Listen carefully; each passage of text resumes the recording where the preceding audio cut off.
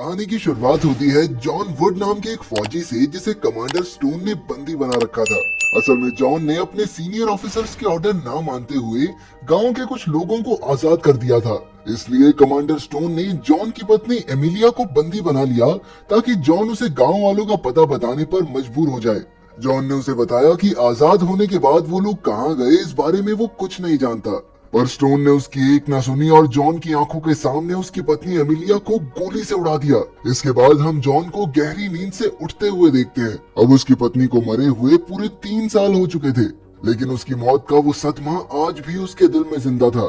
जब commander stone ने Emilia को मारा तो जॉन किसी तरह जंगलों में भागने में कामयाब रहा। अब उसने जंगल में इंसानों से दूर शांति से रहने का फैसला कर लिया था। इसके बाद हम फ्लैशबैक में देखते हैं कि जब जॉन एक फौजी हुआ करता था तो उसे गांव के लोगों को जान से मारने के मिशन पर भेजा गया, क्योंकि सरकार को शक था कि इस गांव में जानलेवा वायरस फैल गया है। लेकिन असल में इसका कोई सबूत नहीं था कि गांव वाले वायरस की चपेट में आ गए थे। इसलिए जॉन ने बाकी फौजियों से छिपकर कई लोगों को वहां से भगाकर उनकी जान बचाई थी। लेकिन बदकिस्मती से कमांडर स्टोन को इसकी भनक लग गई और उसने जॉन को देशद्रोही घोषित कर दिया। हालांकि जॉन को उसके किसी अत्याचार से कोई खौफ नहीं था, पर उसने ये सपने में भी नहीं सोचा था कि स्टोन उससे बदला लेने के लिए इस हद तक गिर जाएगा कि वो एमिलिया को मारने से पहले एक बार भी नहीं सोचेगा। खैर, इधर जंगलों में एक रात वो आग सेकते हुए अपनी पत्नी को याद कर रहा था कि अचानक उसे झाड़ियों से अजीब सी आवाजें सुनाई देने लगी। उसने तुरंत अपनी कुल्हाड़ी उठाई और आगे बढ़ा, पर तभी उसके सामने एक औरत आ गई जो बुरी तरह जख्मी थी। फिर अचानक वो बेहोश होकर जमीन पर गिर गई तो जॉन उसे उठाकर अपनी झोपड़ी में ले आया। अगले दिन जब उस लड़की मारिया की आंख खुली तो वो जॉन को देखकर बुरी तरह डर गई। फिर खुलासा हुआ कि मारिया दुनिया की इकलौती इंसान है जो इस जानलेवा वायरस से जिंदा बचकर निकली थी, क्योंकि उसकी रगों में जो खून दौड़ता था वो इस वायरस को खत्म करने की शक्ति रखता था। मारिया काफी डरी हुई थी तो जॉन ने उसे यकीन दिलाया कि वो उसे कोई नुकसान नहीं पहुंचाएगा। फिर उसने देखा कि मारिया के शरीर में गोली लगने का जख्म बढ़ता जा रहा था और अगर गोली नहीं निकाली गई तो उसकी हालत और बिगड़ सकती है। जॉन ने जुगाड़ लगाकर किसी तरह गोली निकालने की कोशिश की, लेकिन मारिया इतना दर्द सह नहीं पाई और बेचारी वहीं बेहोश हो गई। आखिरकार जब जॉन ने गोली बाहर निकाली तो पता चला कि वो गोली थी ही नहीं, बल्कि वो तो एक ट्रैकिंग डिवाइस था जिसके जरिए सरकार मारिया का पीछा कर रही थी। फिर कुछ घंटों बाद जब मारिया की आंख खुली तो उसने जॉन को अपनी कहानी बताई। क्योंकि उसका खून वायरस को मार सकता था, इसलिए सरकार उसके पीछे पड़ी थी और उनसे छिपते छिपाती वो यहाँ तक आ पहुंची। अगर उसका खून सरकार के हाथ लग गया तो वो वायरस को भी अपने कब्जे में कर लेंगे और इस तरह इंसानी जिंदगी भी उनके इशारों पर नाचेगी। ये सुनकर जॉन पूरा माजरा समझ गया और उसने मारिया की हिफाजत करने का फैसला कर लिया। फिर अगले दिन 3 फौजी मारिया का पीछा करते हुए वहाँ आए और उन्होंने जॉन से घायल लड़की के बारे में पूछा। जॉन ने उनसे झूठ कह दिया कि उसने किसी को नहीं देखा, लेकिन जब फौजी झोंपड़ी की तलाशी लेने लगे तो जॉन ने पीछे से उन पर हमला करके 2 फौजियों को मार डाला। फिर जब वो तीसरा सैनिक झोपड़ी में पहुंचा तो मारिया ने उसे गोली मार दी। अभी के लिए तो वो किसी तरह बच गए, पर जॉन को शक था कि और फौजी मारिया को ढूंढते हुए वहां जरूर आएंगे, इसलिए उसने मारिया से छुप जाने को कहा। लेकिन मारिया कहने लगी कि वो फौजियों से लड़ने में जॉन की मदद कर सकती है। आखिरकार जॉन मान गया और वो दोनों अगले हमले का सामना करने के लिए तैयार हो गए। उधर जब 3 फौजी अपने अड्डे पर वापस नहीं लौटे तो उनकी ऑफिसर ग्रे नाइट को शक हो गया, इसलिए उसने सैनिकों का पता लगाने के लिए एक और टुकड़े को जंगल में भेज दिया। इधर मारिया को डर था कि यहाँ और सैनिकों का हमला होगा, इसलिए उसने जॉन से भाग चलने को कहा।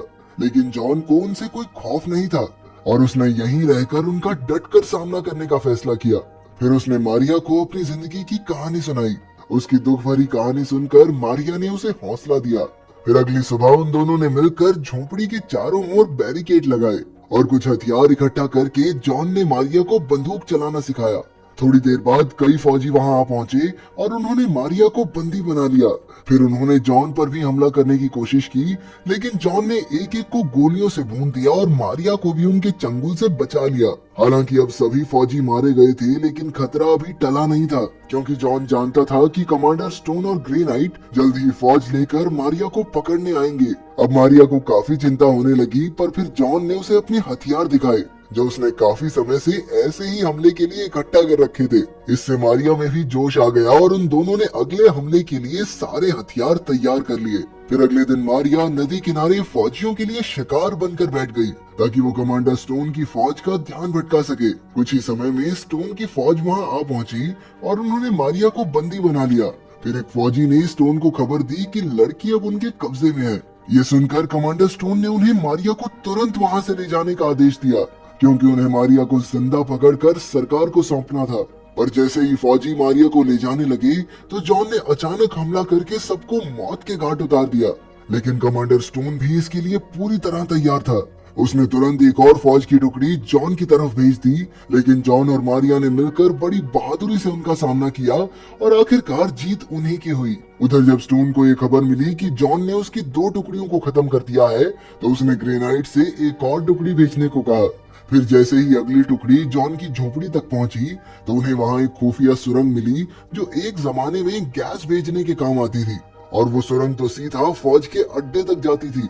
सैनिकों ने तुरंत इसकी खबर कमांडर स्टोन को दी और उसने सुरंग के अंत पर अपने फौजी तैनात कर दिए ताकि अगर जॉन और मारिया सुरंग से भागे तो स्टोन उन्हें वहीं दबोच सके। लेकिन जैसे ही जॉन और मारिया बाहर आए, उन्होंने फौज पर जोरदार हमला बोल दिया और सबकी हड्डी पसली एक कर दी। अब ग्रे नाइट के पास और कोई चारा नहीं था, इसलिए उसने खुद अपनी आखिरी बची टुकड़ी के साथ आकर मारिया को पकड़ने और जॉन को खत्म करने का फैसला किया। उधर कमांडर स्टोन सुरंग के अंत पर निगरानी रखने के लिए रुक गया। फिर कुछ ही समय में ग्रे नाइट और उसके फौजियों ने मारिया का पता लगाकर उसे बंदी बना लिया। वो उसे सुरंग के रास्ते से अड्डे तक ले जाने लगे। वहीं दूसरी ओर एक ताकतवर फौजी ने जॉन को धर दबोचा और उसे बुरी तरह पीट कर बेहोश कर दिया। थोड़ी देर बाद जब जॉन को होश आया तो वो तुरंत मारिया को बचाने के लिए उल्टी दिशा में भागा। ये एक ऐसा शॉर्टकट था जिसके बारे में सिर्फ जॉन ही जानता था। जल्द ही वो उन फौजियों तक पहुंच गया जो मारिया को ले जा रहे थे, पर एक हट्टे कट्टे सैनिक ने उसका रास्ता रोक लिया। जॉन ने अकेले ही उसका सामना किया, लेकिन वो फौजी बेहद ताकतवर था। पर जॉन ने भी उसके ऊपर एक से बढ़कर एक खतरनाक वार किए और आखिरकार उसे मार गिराने में कामयाब रहा। फिर उसने मारिया को भी छुड़ा लिया, लेकिन ग्रे नाइट इसके लिए पहले से ही तैयार थी। उसने अपने सारे फौजियों को जॉन पर हमला करने के ऑर्डर्स दिए और कुछ ही पलों में वहां गोलीबारी शुरू हो गई। पर जॉन और मारिया भागे नहीं, बल्कि डटकर सबका बहादुरी से सामना किया। लेकिन जब वहां और सैनिक आ पहुंचे तो जॉन ने मारिया को सुरंग के खुफिया कमरे में छुपने को कहा। अब उसने अकेले ही पूरी फौज से निपटने का फैसला कर लिया था।